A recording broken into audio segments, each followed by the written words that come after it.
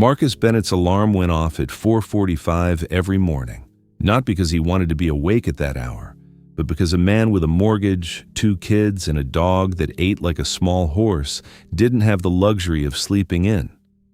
He'd roll out of bed in the dark, pull on the same steel-toed boots he'd worn through 3 pairs of laces, and drive 40 minutes to a logistics warehouse on the east side of Columbus, Ohio, where he'd spend the next 12 hours lifting, loading, coordinating, and sweating through problems that weren't his to solve, but always ended up in his lap. He did this 6 days a week. He did it for 12 years. He did it without complaint, without calling in sick, without asking anyone to feel sorry for him, because every time his body told him to quit, his mind reminded him what he was building.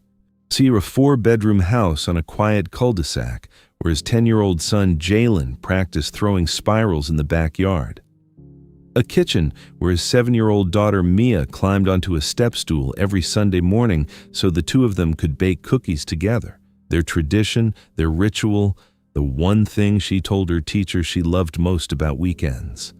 A golden retriever named Biscuit who threw himself at the front door with so much force the hinges were starting to loosen, because to that dog, Marcus coming home was the single greatest event of every day. That was Marcus's life. Ordinary from the outside, sacred from the inside, and he protected it with every hour he worked and every dollar he earned. And thus, when he pulled into his driveway on a cold Tuesday evening in November and noticed that the porch light, the one his wife Denise always turned on before he got home, was off. Something in his chest tightened before his brain could explain why. He unlocked the front door and stepped into silence. Not the comfortable silence of a sleeping house, but the hollow, gut-dropping silence of a place that had been emptied. No kids chasing each other down the hallway, no dog skidding across the tile to greet him, no television, no smell of dinner. Just rooms that still looked like his home, but no longer felt like one. He called Denise's name. Nothing. He walked upstairs and found closets pulled open, drawers half cleared, Mia's stuffed rabbit missing from her bed, the one she'd slept with every night since she was 3, and Jalen's favorite backpack gone, Biscuit's leash gone. And on the kitchen counter, folded once and placed beside an unwashed coffee mug, a note, 5 lines in Denise's handwriting. I filed this morning. Don't contact me. Don't come looking for the kids. Don't call my family. My lawyer will be in touch. 12 years of early mornings, 12 years of showing up, 12 years of doing what he believed a good man was supposed to do, and it had been reduced to a note next to a cold cup of coffee. Marcus read it 3 times. Then he sat on the kitchen floor with his back against the cabinet and stayed there until the sun came up. He didn't cry. He didn't call anyone. He just sat in the silence of a house that still smelled like his children, but no longer held them. And if that moment, that empty, airless, a devastating Tuesday night, were the worst of what was coming for Marcus Bennett, this would be a different story. But it wasn't the worst. It wasn't even close, because what followed over the next 6 months would strip away everything he had left, his income, his dignity, his right to be called a father, piece by piece, until there was almost nothing remaining of the man who used to walk through that front door to the sound of small feet and a dog who loved him like a hero. Marcus Bennett grew up on the south side of Columbus in a 2-bedroom apartment with his mother, his grandmother, and a rotating cast of uncles who showed up long enough to make promises and disappeared before they could keep any of them. His father left when Marcus was 4. Not dramatically, no blowout fight, no slam door. The man simply stopped coming home one evening, and Marcus's mother never spoke his name again. That absence carved something deep into Marcus before he was old enough to name it. He didn't grow up angry about it. He grew up determined. By the time he was 15, he had already decided what kind of man he would be, and more importantly, what kind of father. He would be present.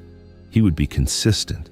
He would be the man who showed up, not the one who vanished. That decision shaped every major choice he made from that point forward. And it's the reason the story of what happened to him hits as hard as it does. Because Marcus didn't stumble into fatherhood carelessly. He built his entire identity around it. He met Denise Walker during the summer after high school. She was 20, studying part-time at Columbus State, working the register at a clothing store in Easton Town Center. Marcus had just started his first warehouse job, pulling 12-hour shifts for barely above minimum wage. And he walked into that store looking for a pair of jeans he couldn't really afford. Denise teased him about his size, helped him find a pair that actually fit, and wrote her phone number on the receipt. He called her that same night. They were inseparable within a month.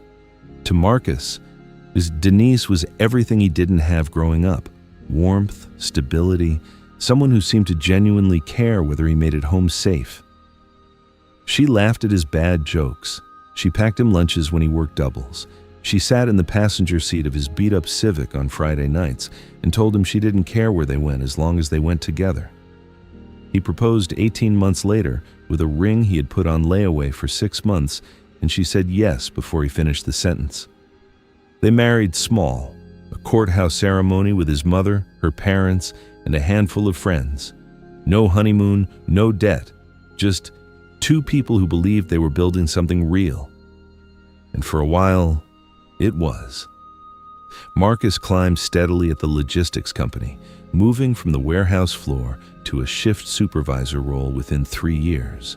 And eventually, into an operations coordinator position that came with a salary, benefits, and the ability to finally stop living paycheck to paycheck. Denise finished her associate degree and took an administrative role at a dental office. Together, they saved enough for a down payment on a house, a 4-bedroom colonial on a cul-de-sac in a suburb called Reynoldsburg, the kind of street where kids rode bikes until the streetlights came on and neighbors waved from their driveways without needing a reason. Marcus stood in the front yard the day they closed and stared at the door for a full minute before walking inside. He was 26 years old, and he had already outrun every statistic that had been assigned to him. Jalen was born a year later. Marcus was in the delivery room, hands shaking, and tears running down his face before the baby even cried. He held his son against his chest and whispered a promise that he meant more than anything he had ever said in his life. "I'm not going anywhere." He repeated that promise 3 years later when Mia arrived, smaller than Jalen had been, quieter, with wide brown eyes that locked onto Marcus's face like she already knew exactly who he was. From the day each child was born, Marcus organized his life around being there. He coached Jalen's youth soccer team even though he had never played soccer in his life. He watched YouTube tutorials at midnight to learn the drills. He never missed a game, and when work ran late, he showed up on the sidelines still wearing his badge and his steel-toed boots, and Jalen would sprint across the field just to wave at him. With Mia, the bond was different, quieter, more tender. She was shy with everyone except her father. Every Sunday morning, the two of them took over the kitchen and baked cookies from scratch. Mia measured the sugar. Marcus pretended not to notice when she snuck chocolate chips before they went into the batter. It was their world, and nobody else was invited in. If you are still watching this video and find this video entertaining and valuable, please comment any word below to let me know you're here. And if you haven't subscribed yet, I recommend you subscribe and turn on the notification bell so you don't miss any of our new videos. We post videos every day, and your support helps us continue to create good content. Share these stories with loved ones and friends. Let's continue. Biscuit came into the family on Christmas morning, 2019. Marcus had driven 2 hours to a breeder in Lancaster the week before and smuggled the puppy into the garage in a crate covered with a blanket. When the kids tore the wrapping paper off a box that contained nothing but a leash and a red bow, Marcus opened the garage door, and an 8-week-old golden retriever tumbled out like a furry wrecking ball. Mia screamed so loud the neighbors came outside. Jalen dropped to his knees and let the puppy climb all over him. Denise laughed, a real, full laugh, the kind Marcus hadn't heard from her in a while, though he didn't think much of it at the time. Biscuit became part of the family overnight. He slept at the foot of Jalen's bed, followed Mia from room to room like a bodyguard. Baran greeted Marcus at the door every single evening with a level of enthusiasm that made a 12-hour shift feel worth it before his boots were even off. From the outside, the Bennetts looked like a family that had figured it out. The house was clean, the kids were happy, the bills were paid on time, and Marcus and Denise stood next to each other at school functions and neighborhood barbecues, looking like two people who had built something solid. But beneath that surface, something had been shifting for a long time, so slowly that Marcus didn't notice it, the way you don't notice a crack in a foundation until the wall starts leaning. Denise had grown quieter over the last 2 years. She stopped packing his lunches, she stopped asking how his day went, and she started spending more time on her phone behind a locked bathroom door and less time in the living room after the kids went to bed. When Marcus asked if something was wrong, she gave him the same answer every time. "I'm fine, just tired." And because Marcus was raised to believe that you don't push people when they say they're fine, he let it go. He let it go in January. He let it go in March. He let it go all the way through the summer and into the fall, telling himself that every marriage had seasons, and this was just a quiet one. He told himself they'd find their rhythm again once the holidays came, once the weather turned, once things slowed down. He was still telling himself that on the Tuesday night in November when he walked through the front door and found the note on the counter. What Marcus didn't know, what he wouldn't learn until months later, inside a courtroom, staring at evidence he never expected to see, was that Denise hadn't just been pulling away. She had been preparing, quietly, deliberately, and with the help of people Marcus didn't even know existed in his wife's life. The woman he had trusted with every part of himself had spent months building a case to take his children, his home, and his future, and Marcus never saw a single move coming. The first call came 3 days after the note. Marcus was sitting on the edge of his bed at 6 o'clock in the morning, not because he had anywhere to be, but because his body didn't know how to sleep past 4:45 after 12 years of warehouse shifts. He hadn't gone to work since Tuesday. He hadn't eaten a full meal. He had called Denise's phone 41 times and sent over 24 text messages, each one more desperate than the last. "Where are the kids? Are they okay? Please just let me talk to them. I don't know what's happening. Please, Denise." None of them were answered, and then, on Friday morning, his phone rang from a number he didn't recognize. The voice on the other end was calm, measured, and utterly devoid of warmth. It belonged to a woman named Sandra Whitmore, a family law attorney from a downtown firm that Marcus had never heard of, and she informed him, without pause or apology, that Denise had filed for divorce the previous Monday, that a temporary restraining order had been submitted on Denise's behalf, citing emotional distress, and that Marcus was not to contact his wife directly under any circumstances going forward. All communication would go through legal counsel. Marcus asked about his children. Sandra told him that the matter of custody would be addressed at a preliminary hearing scheduled for 3 weeks out, and that he was welcome to retain his own attorney. Then she hung up. Marcus sat on that bed for a long time after the call ended. He didn't move. He didn't call anyone.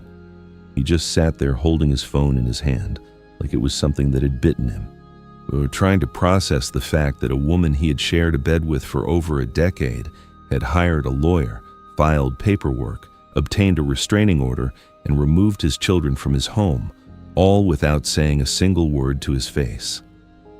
The note on the counter wasn't a goodbye. It was an ambush. And the worst part was that Marcus still didn't know why.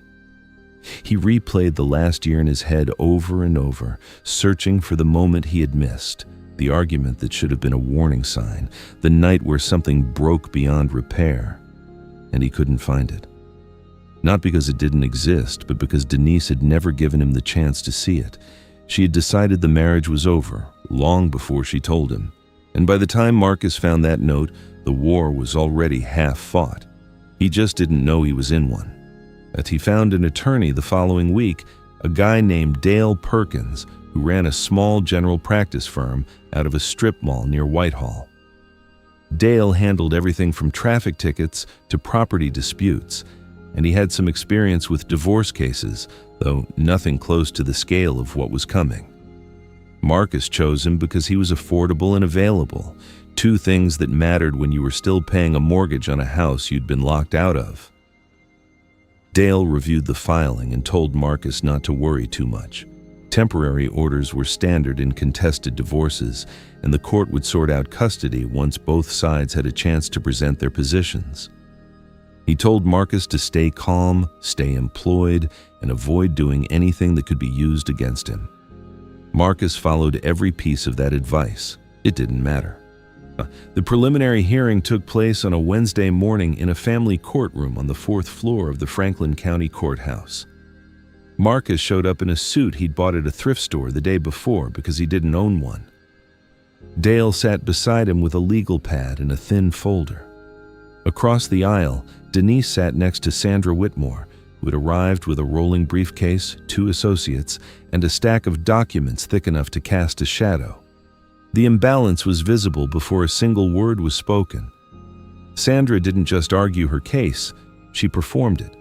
She told the judge that Marcus had been emotionally absent for the majority of the marriage, that he prioritized work over his family, that he had a pattern of dismissiveness toward Denise's needs, and that the children's emotional well-being required stability that only their mother could provide during this transition.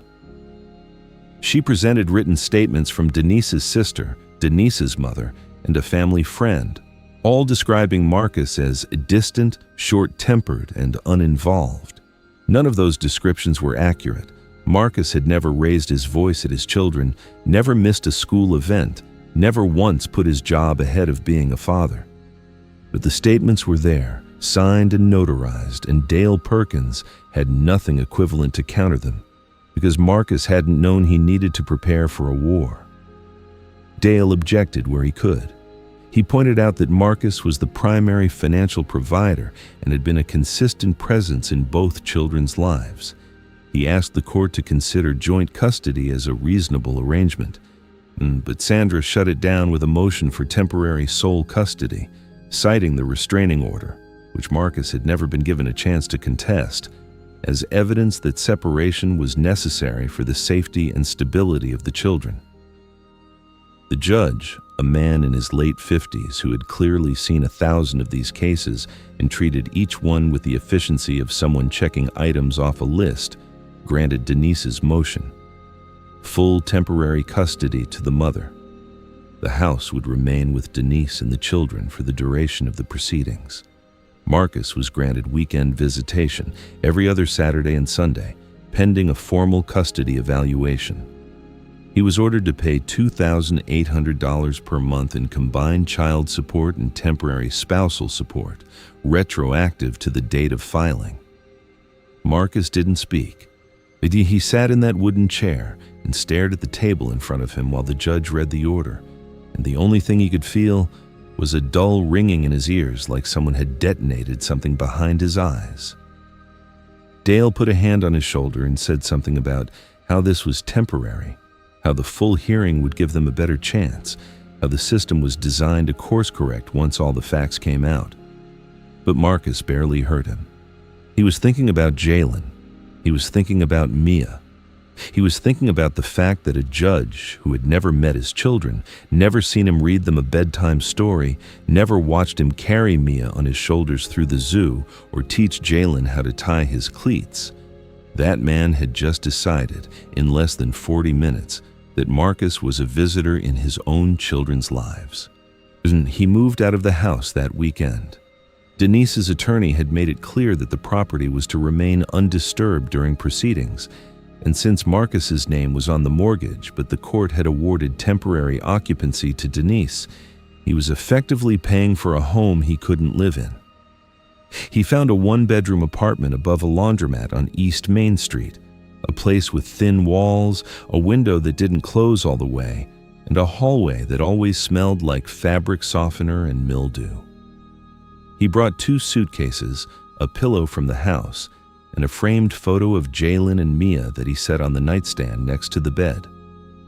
That photo was the first thing he saw every morning and the last thing he looked at every night. And some nights it was the only thing that kept him from driving to the house and banging on the door until someone let him in. His first official visitation was the following Saturday. He pulled up to the house, his house, and rang the doorbell like a stranger. Denise opened the door without looking at him and called the kids downstairs. Jalen came first, quiet, uncertain, wearing a jacket Marcus hadn't seen before. Mia followed with red eyes, clutching the stuffed rabbit she'd taken the night they left. She ran to Marcus and buried her face in his chest, and he held her so tightly he could feel her heartbeat against his. They spent the day at a park. Marcus bought them lunch. He pushed Mia on the swings. He threw a football with Jalen. And when the clock hit 6 p.m. and he had to bring them back, Mia grabbed his hand and said, "Daddy, why can't you just come home?" Marcus knelt down on the sidewalk, looked his daughter in the eyes, and told her he was working on it, that he would fix this, that he would come back for them, that she just needed to be brave for a little while longer. He believed every word he said. He had no idea that within 3 months, even this, these small, precious, painful Saturdays, would be taken from him too. Because what was coming next made the courtroom look merciful. If you watched this video to the end and you found this video entertaining and valuable, please comment any word below to let me know you watched to the end. And if you haven't subscribed yet, I recommend you subscribe and turn on the notification bell so you don't miss any of our new videos. We post videos every day and your support helps us continue to create good content. Share these stories with loved ones and friends. Let's continue. The days after that parking lot breakdown blurred together in a way Marcus had never experienced before. Not as a sequence of events, but as a fog, a heavy gray stretch of hours that moved too slowly when he was awake and too quickly when he managed to sleep. He went home that Saturday night to the apartment above the laundromat, sat on the edge of his bed with his boots still on, and stared at the framed photo of Jalen and Mia on his nightstand until his vision blurred. He didn't eat. He didn't shower. He didn't open the stack of envelopes on the kitchen counter, 3 from the Child Support Enforcement Agency, 1 from the court, and 1 from Dale Perkins's office with an invoice he already knew he couldn't pay. But he just sat there and let the silence of that apartment fill every corner of his body until there was nothing left but the weight of it pressing against the inside of his chest like a hand that wouldn't let go. Marcus had always been a man who moved. That was how he survived. Motion, routine, discipline. Wake up, go to work, come home, be a father, repeat. That rhythm had carried him for over a decade, and without it, he didn't just feel lost. He felt erased. The warehouse had given him structure. His children had given him purpose. Denise, whatever she had become, had once given him a reason to believe that the life he was building meant something to someone other than himself. Now all 3 pillars were gone, and Marcus was standing in the rubble wondering if he had ever been as strong as he thought he was, or if he had simply never been tested until now. He stayed in bed for most of that first week, not sleeping, just lying there, staring at the ceiling, listening to the washing machines rumble beneath the floor like a heartbeat that belonged to someone else's life. He screened Dale's calls.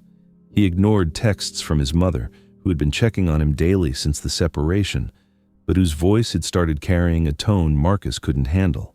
Not pity, exactly, but something close to it. A softness that made him feel like she had already accepted an outcome he was still trying to fight. The second supervised visit was worse than the first. Marcus arrived at the center 10 minutes early, signed in, and sat in the same plastic chair under the same fluorescent lights, with Claudia positioned in the same corner, holding her clipboard. As Jalen walked in and sat down without hugging his father, he didn't reach for the checkers board. He didn't ask about football or school or anything at all. He just sat across from Marcus with his hands in his lap and his eyes somewhere else. Not angry, not cold, just hollow. Like a boy who had been told too many things by too many adults and had decided the safest response was to feel nothing. Marcus tried to talk to him. He asked about his classes. He asked about his friends. He asked if he was still playing soccer. Jalen gave one-word answers, fine, yeah, no, and glanced at Claudia after each one, as if checking whether he had said the right thing. Marcus felt something crack inside him that was different from grief. It was the realization that his son was being trained, not with cruelty, not with shouting, but with something quieter and more corrosive, to pull away from his father. And Marcus couldn't say a word about it because the rules of the supervised visit prevented him from discussing anything related to the case, and even the suspicion that Denise was influencing the children's behavior would sound in a courtroom like exactly the kind of accusation a bitter ex-husband would make. Mia still clung to him. She still climbed into his lap and pressed her face against his neck and held on like she was afraid he would disappear the moment she let go. But even her behavior had started to shift. She asked fewer questions. She stopped asking when he was coming home.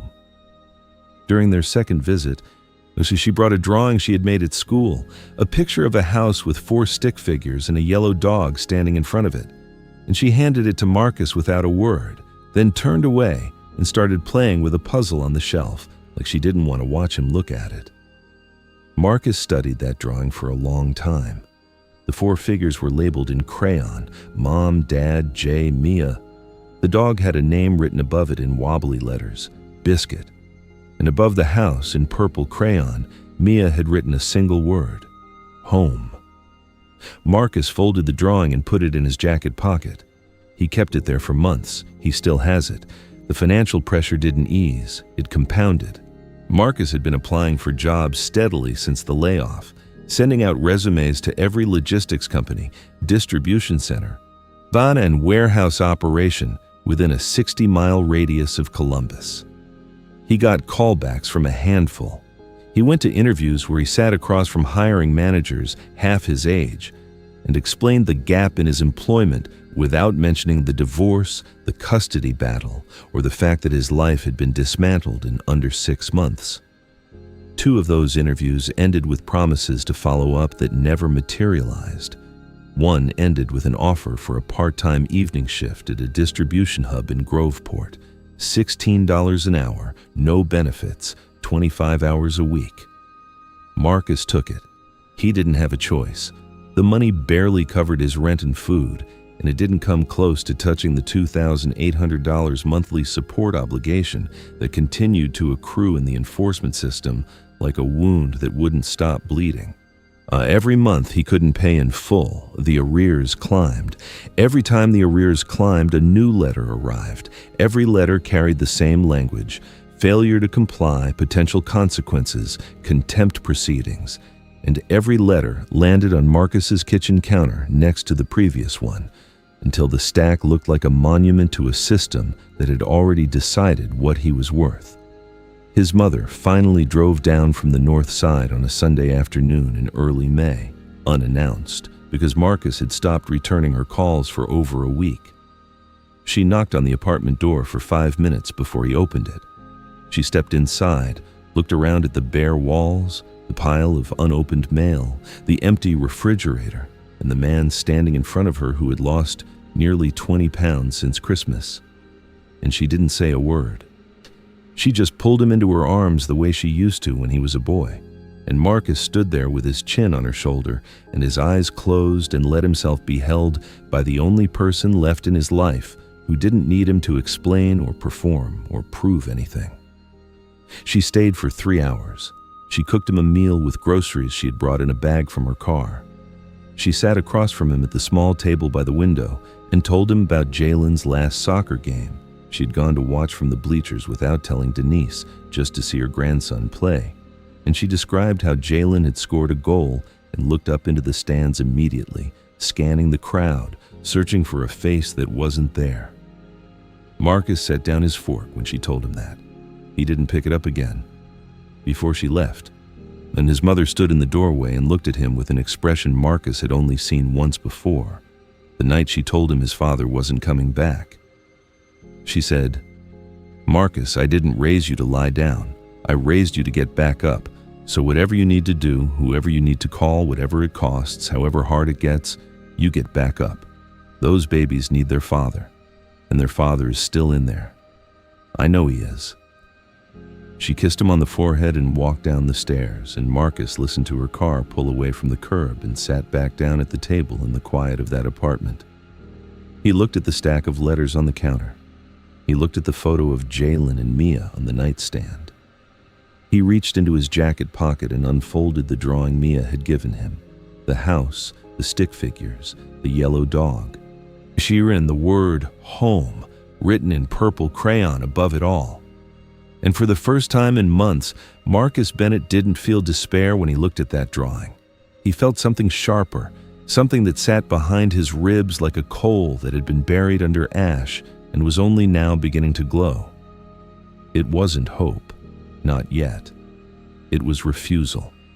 A bone-deep, irreversible refusal to let this be the ending. Not for himself, for them. For the boy who scored a goal and looked for his father in a crowd that didn't have him. For the girl who drew a picture of a family she still believed in. Marcus picked up his phone, opened the browser, and typed 5 words into the search bar. Father's Rights Attorney, Columbus, Ohio. He didn't know it yet, but that single search, made at a scratched-up kitchen table in a 1-bedroom apartment above a laundromat at 9:47 on a Sunday night, was the first step toward getting his children back. That Sunday night search led Marcus down a path he hadn't known existed. He spent hours reading through legal forms, advocacy pages, and case summaries posted by fathers who had clawed their way back from situations that mirrored his own. Men who had been separated from their children by temporary orders that became permanent, by accusations that were never investigated, by a system that moved so fast in one direction that reversing course felt like pushing a boulder uphill with your bare hands. Most of the stories ended badly. Most of the men described years of legal battles that drained their savings and their sanity, and still ended with every other weekend arrangements and a child support balance they'd carry into retirement. But a few of the stories ended differently. A few described a moment where the right attorney, with the right evidence and the right judge, converged in a courtroom, and the truth, the actual documented, provable truth, finally landed hard enough to crack through the wall that had been built against them. Marcus read those stories over and over again, not because they gave him comfort, but because they gave him a blueprint. And every single one of those stories had one thing in common: an attorney who knew how to fight in family court, not just show up in one. The name Victoria Solis appeared 3 separate times across 2 different forms and a legal directory listing. Each mention described her the same way: aggressive, meticulous, expensive, and effective. She ran a small firm out of German Village that specialized in high-conflict custody disputes. And her reputation among fathers' rights groups in central Ohio was almost mythical. One forum post, written by a man who had regained full custody of his daughter after a 2-year battle, described Victoria as the only attorney I've ever met who treats a custody case like a criminal prosecution. She doesn't argue feelings, she argues facts, and she buries the other side in them.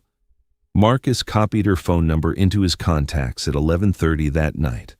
He called the office at 8:01 the next morning, before the receptionist had finished her opening greeting, and asked for a consultation.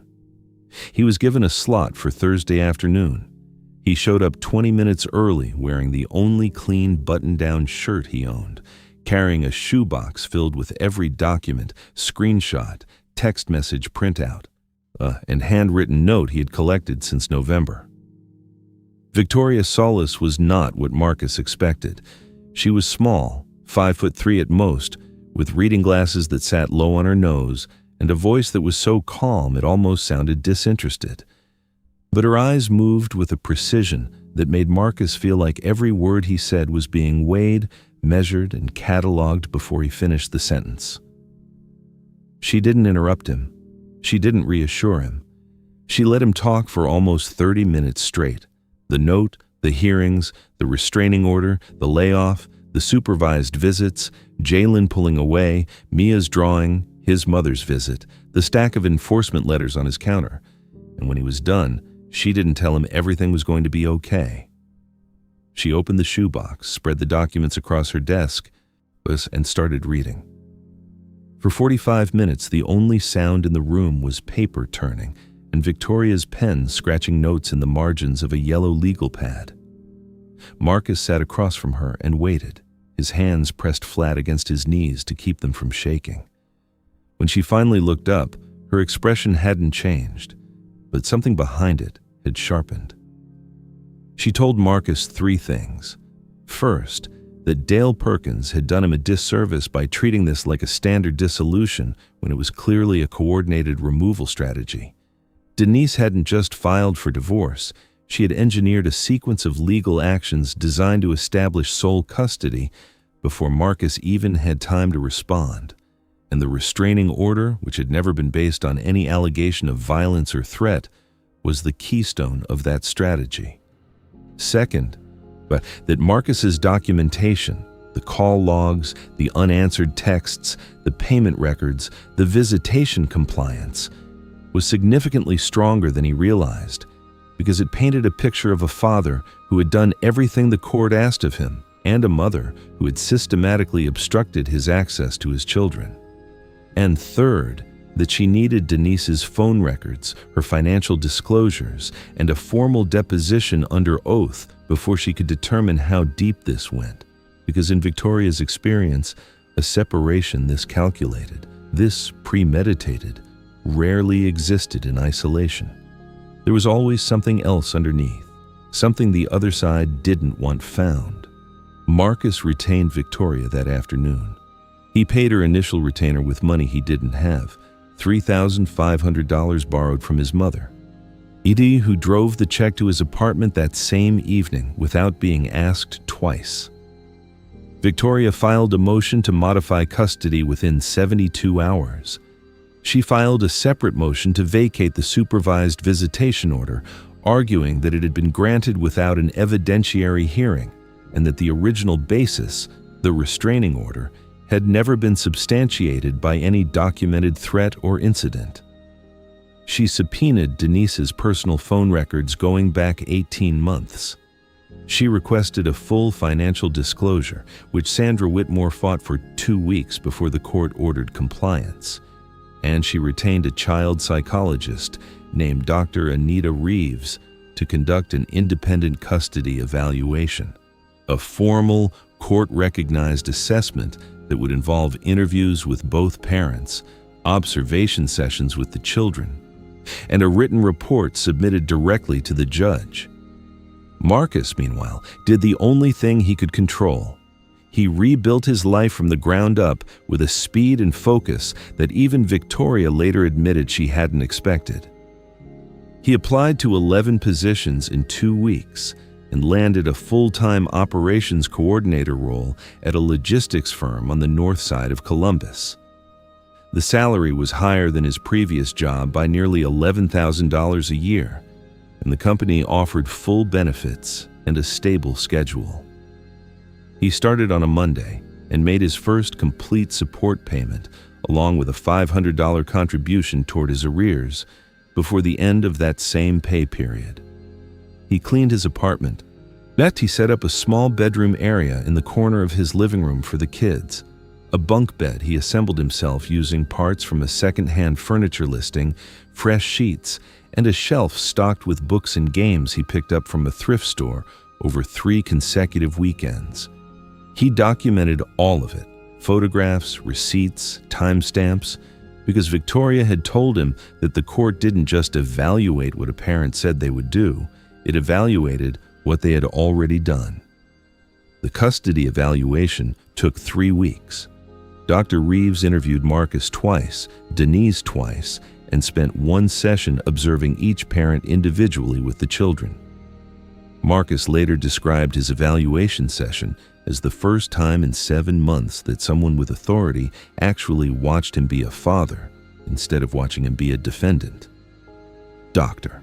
D. Reeves sat quietly in the corner while Marcus helped Mia with a puzzle and talked to Jalen about school. She took notes, but didn't intervene.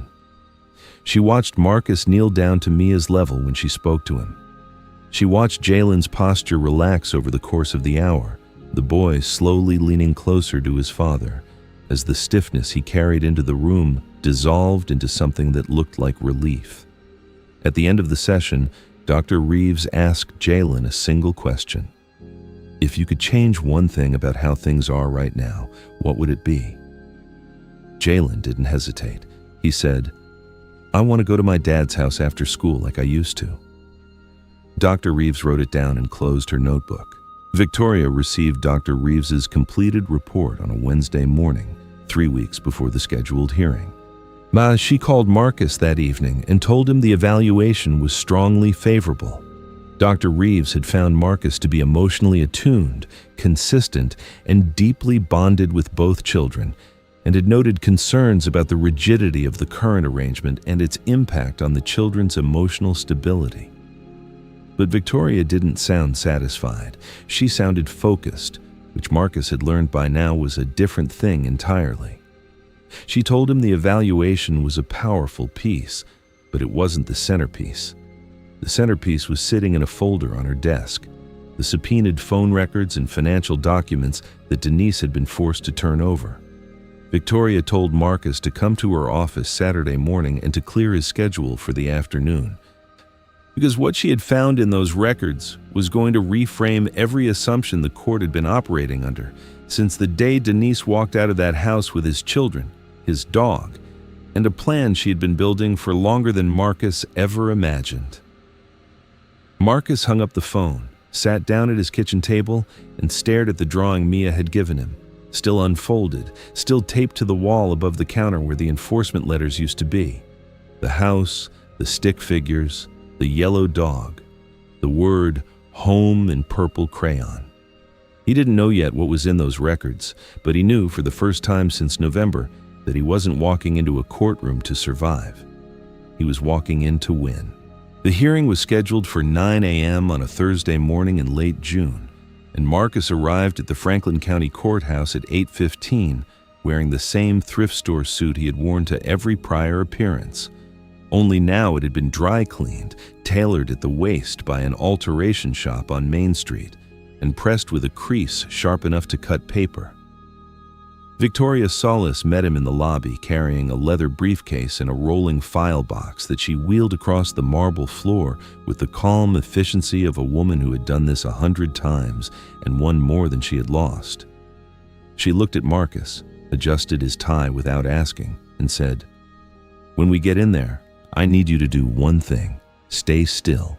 No matter what you hear, no matter what Denise says or what her attorney argues, you stay still. Let your face say nothing. Let me do the talking."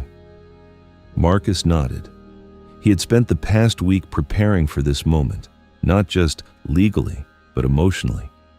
Victoria had walked him through every document in that folder the previous Saturday, piece by piece, line by line, and what he had seen in those records had left him sitting in her office chair, unable to speak for almost 10 minutes. Not because he was angry, though the anger came later, but because the woman he had loved, trusted, and built a life with had been lying to him and to the court with a precision that made every memory he held of their marriage feel like something that had been staged. The courtroom was the same one Marcus had sat in during the first hearing. Same wooden benches, same fluorescent hum, same faint smell of cleaning solution and old paper. Judge Raymond Calloway presided, the same judge who had granted every one of Denise's prior motions. Sandra Whitmore was already seated at the respondents' table with her 2 associates and her rolling briefcase. Denise sat beside her in a navy dress, her hands folded on the table, her expression composed in a way that Marcus now recognized not as calm, but as rehearsed. Victoria positioned herself at the petitioner's table, opened her briefcase, and arranged a series of tabbed folders in a row with the precision of a surgeon laying out instruments. She didn't look at the other side. She didn't need to. The hearing opened with Sandra Whitmore reiterating her client's position that Marcus had been financially unreliable, emotionally disengaged, and that the current custody arrangement, including supervised visitation, was in the best interest of the children. She referenced the missed payments. She referenced the restraining order. She referenced the original statements from Denise's family describing Marcus as distant and uninvolved.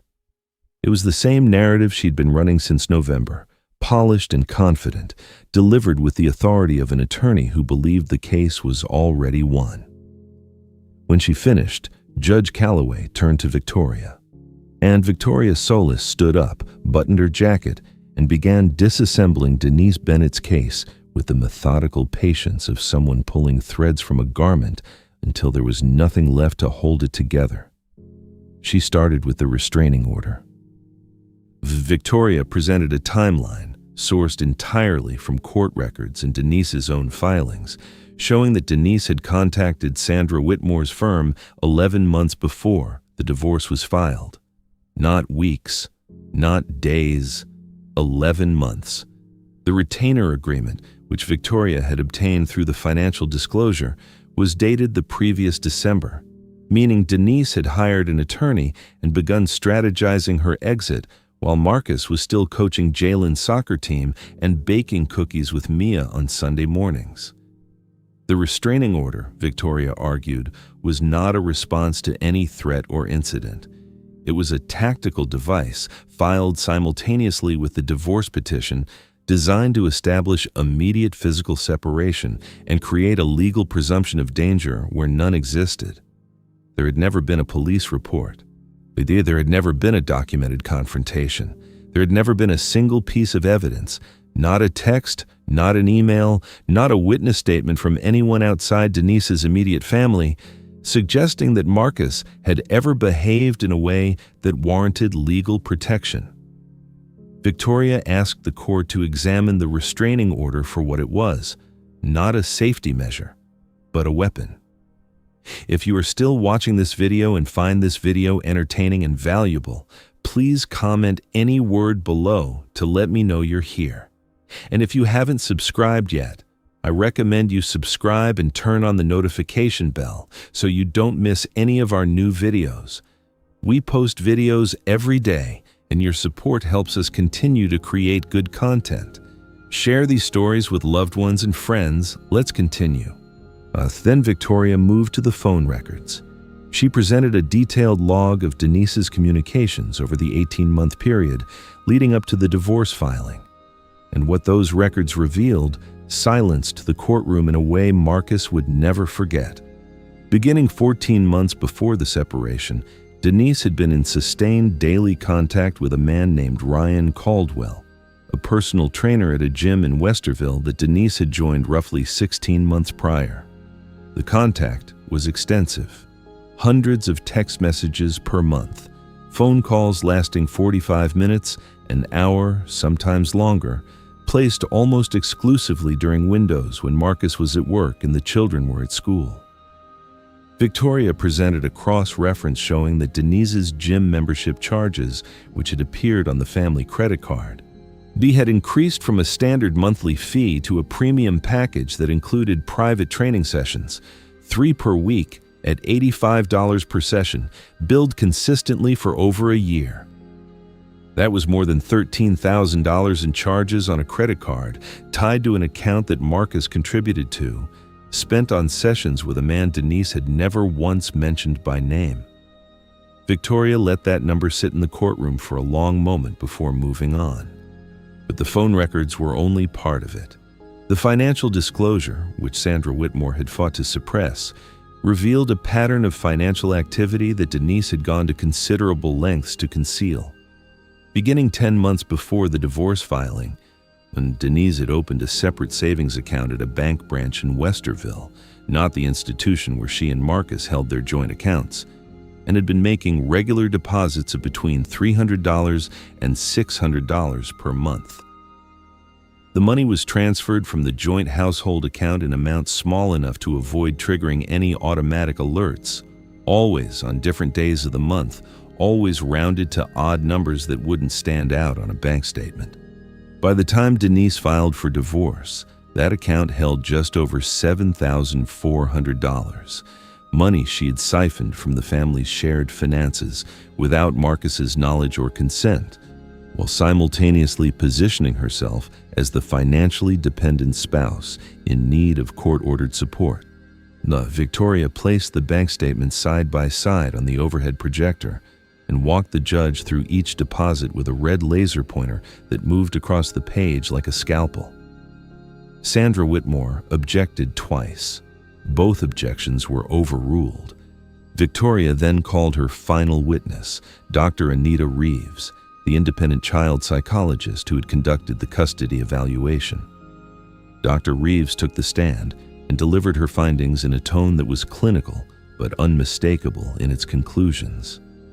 She testified that both children displayed strong emotional attachment to their father, and that Jalen, in particular, exhibited signs of loyalty conflict, a psychological pattern commonly observed in children who feel pressured to align with one parent against the other. She described Jalen's guarded behavior during the observation with his mother, compared to his gradual relaxation and openness during the session with Marcus.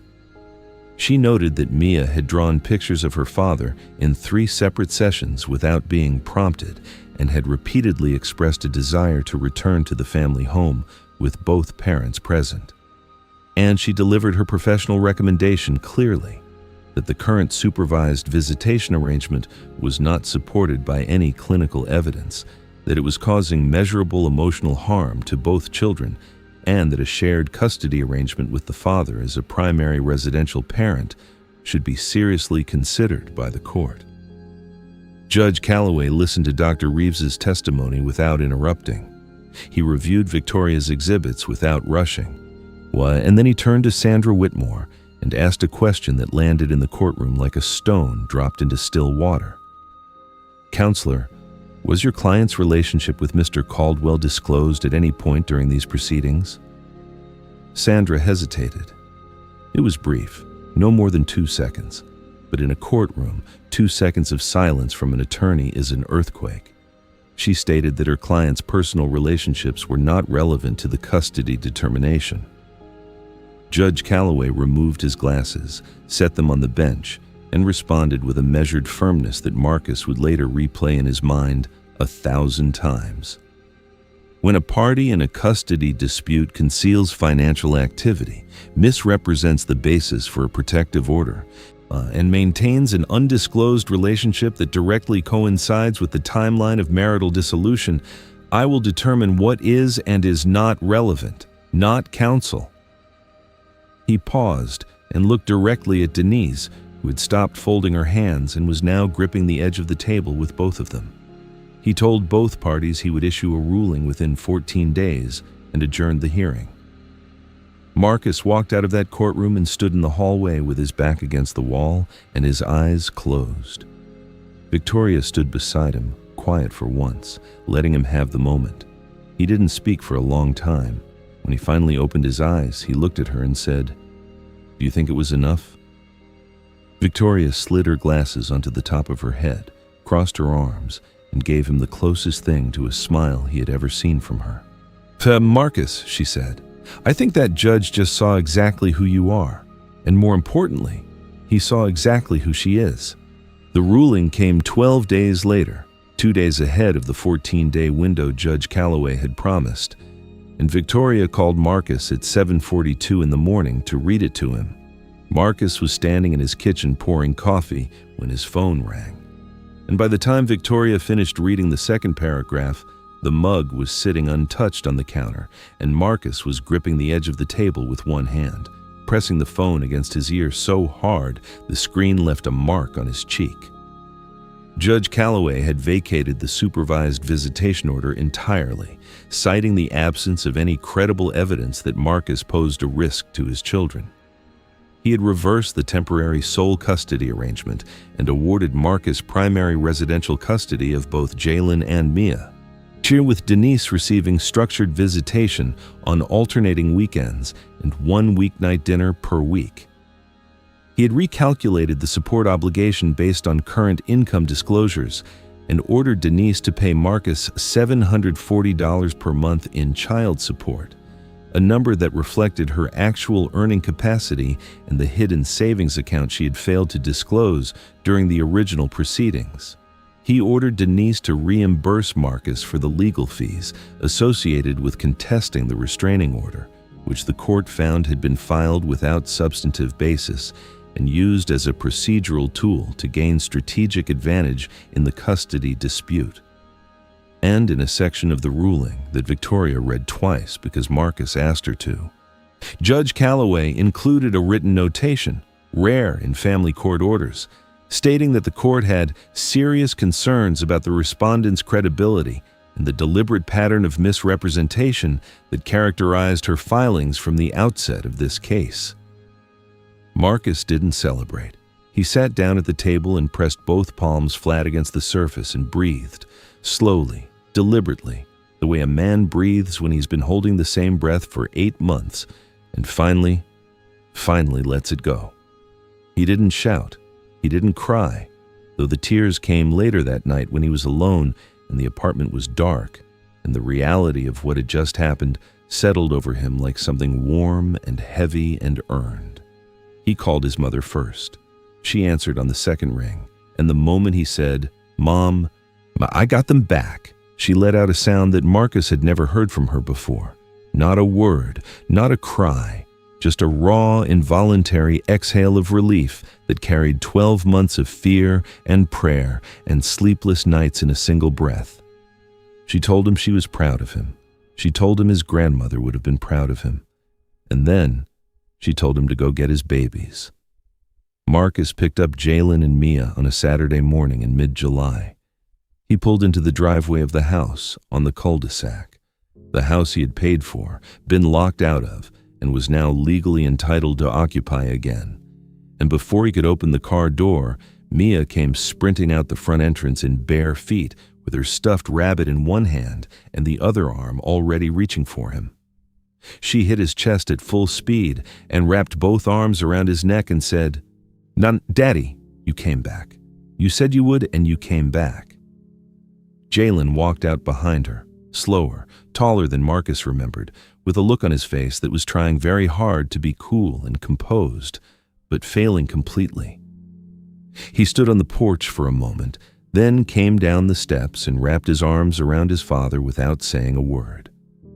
Marcus held both of them on that driveway for a long time, long enough for the neighbor across the street to glance out her window, long enough for the morning sun to shift across the yard, long enough for Marcus to feel, for the first time since November, like the ground beneath his feet was solid again. Biscuit came bounding out 30 seconds later, ears flapping, tail moving so fast his entire body shook with it. And he jumped on Marcus and licked his face and knocked Mia sideways into the grass, and for a moment, just a brief, perfect, uncomplicated moment, the Bennett family looked exactly like the drawing Mia had made in crayon all those months ago. The house, the 4 figures, the yellow dog. Home. Marcus moved back into the house the following week. He set up the kids' rooms the way they had been before. He resumed Sunday morning cookie baking with Mia, who insisted on measuring the sugar herself and still snuck chocolate chips before they hit the batter. He started coaching Jalen's soccer team again that fall, showing up to practice in his work boots when the shift ran long, and Jalen sprinted across the field every time, not to wave anymore, but to throw him a ball and say, "Come on, Dad. See, you're late." Marcus rebuilt the routines he had lost. He rebuilt the rhythm. And he carried with him, every single day, the knowledge of how close he had come to losing all of it, not because he had done anything wrong, but because the system he trusted had nearly failed him. and the only reason it didn't was because he refused to let it. Marcus Bennett's story is not about revenge. It is not about anger toward a broken system or bitterness toward a woman who tried to take his children. It is about a father who was told, by paperwork, by courtrooms, by a legal structure that treated his presence as optional, that he didn't matter. And instead of believing it, he fought. He documented. He borrowed money he didn't have to hire an attorney he couldn't afford. He rebuilt his career from a part-time night shift to a position that paid more than the one he lost. He showed up to supervised visits in a fluorescent-lit room and read to his daughter for 2 hours without complaint, because those 2 hours were all he had, and he was not going to waste a single minute of them feeling sorry for himself. Marcus Bennett is not a perfect man, but he is a present one, and presence in the end was the thing no court order could take away from him permanently, because he refused to stop showing up. If you watched this video to the end and found this video entertaining and valuable, please comment the word entertaining below to let me know you were here to the end. And if you haven't subscribed yet, I recommend you subscribe and turn on the notification bell so you don't miss any of our new videos. We post videos every day, and your support helps us continue to create good content. Share these stories with loved ones and friends.